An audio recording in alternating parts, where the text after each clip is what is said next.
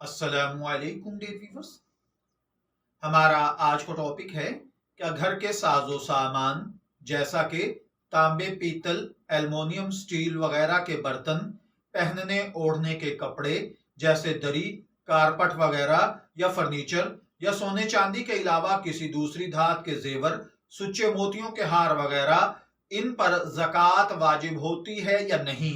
तो देखिए भाइयों और बहनों, उलमाए अहनाफ की बहुत मशहूर किताब अल्लामा मौलाना अशरफ अली थानवी रहमतुल्लाह अलैह बहश्ती ज़ेवर में लिखते हैं कि घर के साजो सामान जैसे तांबे, पीतल, एल्युमिनियम और स्टेनलेस स्टील वगैरह के बर्तन, पहनने ओढ़ने के कपड़े, दरी, कारपट, फर्श, फर्नीचर वगैरह, सोने चांदी के अलावा किसी दूसरी धात के जेवर, सुच्चे मोतियों के हार वगैरह, चाहे वो कितने ही कीमती क्यों ना हो, अगर इनको इस्तेमाल किया जा रहा है या ये बर्तन वगैरह इस्तेमाल के बाद रख दिए गए हैं तो इन पर ज़कात वाजिब नहीं होती है।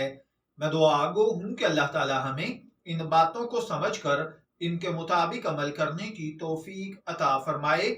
शब्बीर अहमद को इजाजत दीजिए, फिर हाजिर होंगे किसी नए टॉपिक के साथ। तब तक के लिए अल्लाह हाफिज।